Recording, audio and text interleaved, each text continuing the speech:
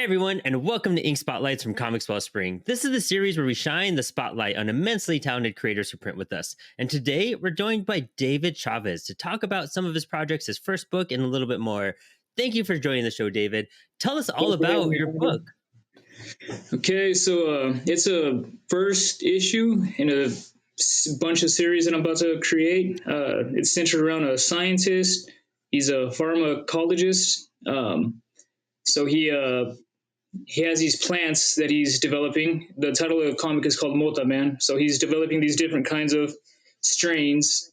So the first issue is going to be the origin story, and from there I intend to grow the series, and it'll show a little bit more about the strains and what their effects have. So it's pretty much going to be a hero-based comic, and he will have a temporary ability on the certain strain he uses.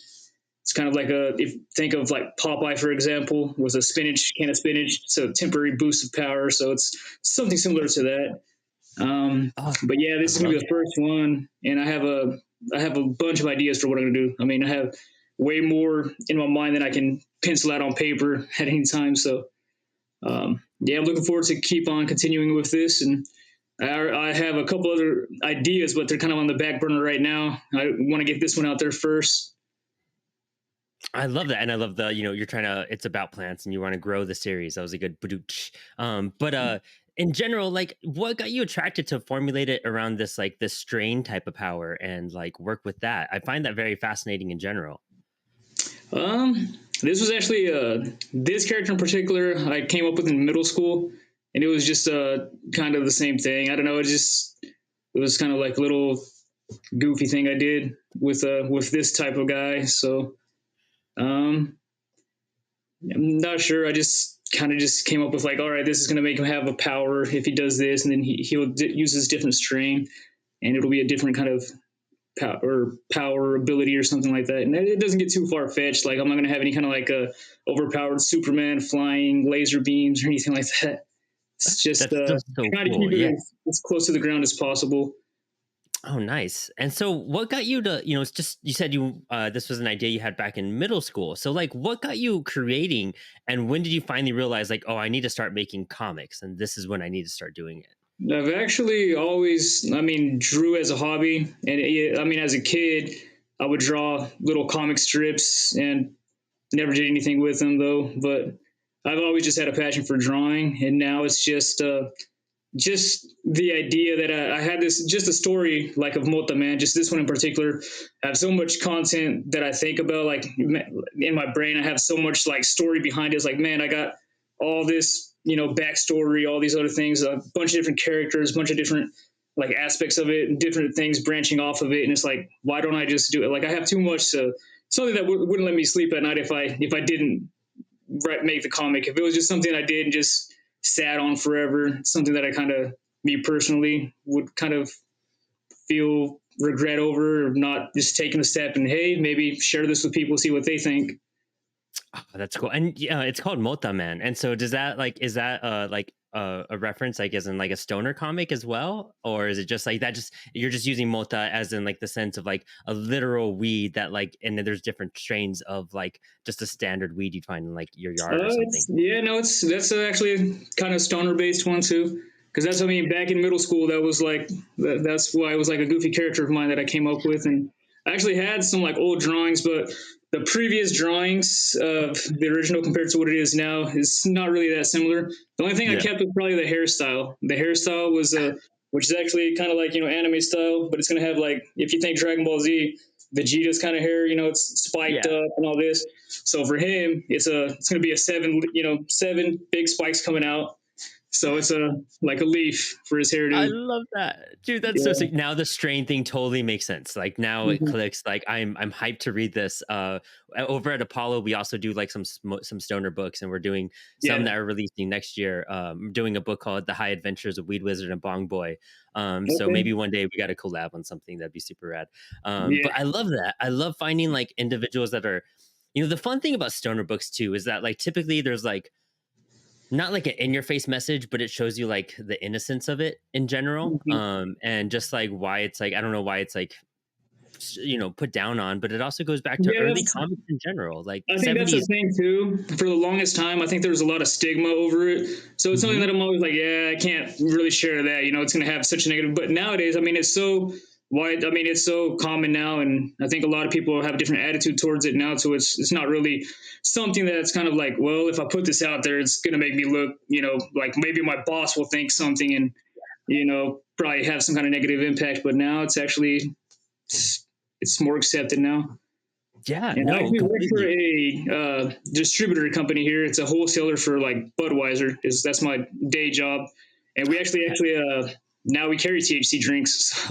So I mean Oh, that's how it goes too. The aspect of it.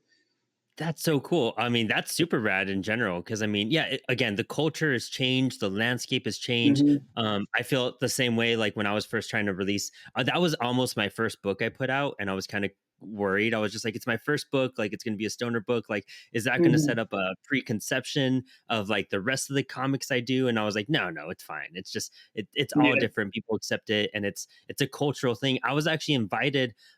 It was supposed to go today, but we had this spotlight and had life come up, but there was a THC festival that another creator is tabling at, and I'm trying to Nice. get like more creators involved with festivals, and this goes for any genre. It doesn't mean just like specifically like stoner stuff, but like if you have a niche, like a stoner niche or a horror niche, like expand to some of those events. Like this guy is Hmm. telling me that he's tabling at these THC festivals, and he's having way better luck there than he does at conventions. Because I guess these people are walking around, they're checking out different buds or foods and stuff like that, but then you come by and you see comics in the midst of it all. And I feel like more comics should be in shops, like where you could go like dispensaries and everything. Cause like in the Hmm. 70s, we were all in head shops, and it's a untapped market for like I guess the new age of like, marijuana and like just, comics in general. There's such a big Yeah. branch we could connect. And I feel like it's missed upon. So I'm also trying to lead that brigade of like, this is good, this is smart. Like it's also what half the creators use to like relax and get to work as well. You know what I mean? Hmm. It's definitely some fuel for the comic creativity. And Um, so where can people find your book right now? Like where is it available online? Is it are you just at cons or on your website So I right have now? a website right now, multiman.net. I had it right now. I just set it up to where you could purchase PDF download of it and maybe physical copies, but I disabled the feature right now. I have a Comic Con coming up next weekend, November 15th and 16th. That's going to be the first time because I just printed it with Comix Wellspring. I just had the copies come in actually this Tuesday, and I just opened Nice. it up and have a Facebook page as well. It's called Multiman, and on there I did the grand unboxing of it all, and 100% satisfied with it all. I mean, Comics Wellspring, it already has a huge reputation. I think it already has a 100% satisfaction guarantee on it.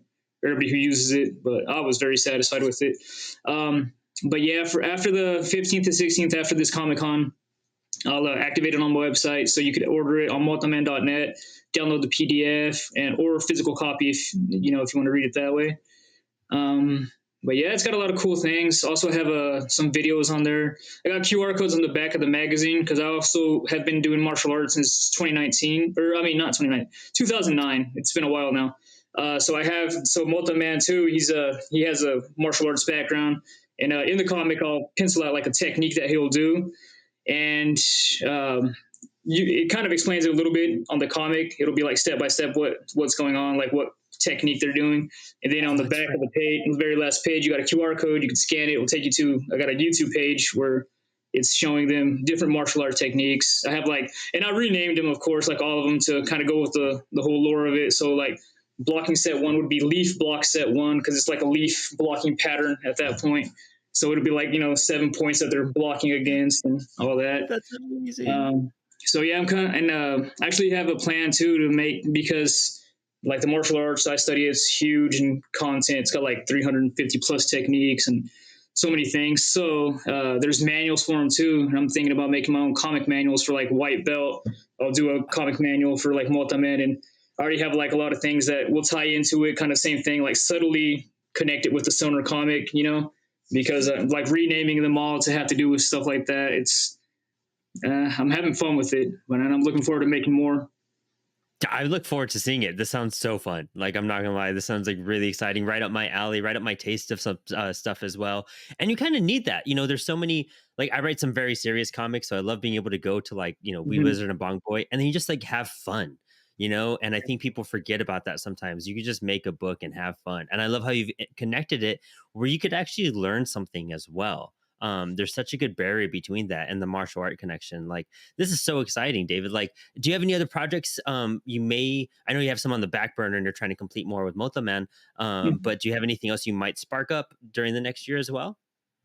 So for 2025, I'm hoping to get maybe at least a couple, maybe two or three more books out because it's all just 100% just me. So it's all pencils, inking, and coloring. So I'm doing the whole thing. So it is taking me a little bit longer, but if I find like maybe a colorist I can hire for some of this work, it's probably like that. Just coloring itself would probably take a whole half of it, half the time away from it.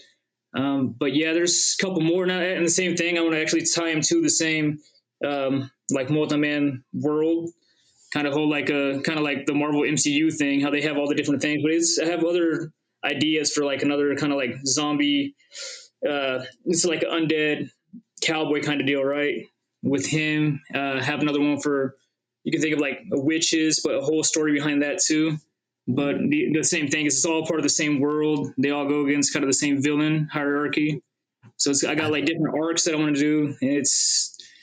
And I'm hoping to lead into that soon. That's the thing is I got so much ideas for where to go with it, but it's just the only thing stopping me is my own time. How yeah. long it takes me to create one. That's the biggest problem. It's the hardest obstacle to overcome, especially when you're just exploding with these cool ideas. Well, I'm super excited to keep up with everything you're putting out. I'm very interested. I hope people go support you at the cons. I hope they support you once your website is up and this is like launched as well. Would love to drop a link in the bio here so people could check back after you activate your site and they could go get copies as well. David, this has been so rad and so interesting for you to step in the spotlight today. Thank you so much for joining us. Do you want to give any quick shout outs before we say goodbye today? Just shout out to Comix Wellspring. You guys are amazing over there. That's it. And Love thanks a it. lot, Brandon. Of course, definitely. And whenever you get a new release, please step back into the spotlight. We'd love to showcase it. And good luck with everything, David. I'm really, really Awesome. excited for everything you do. Thank you. Thank you.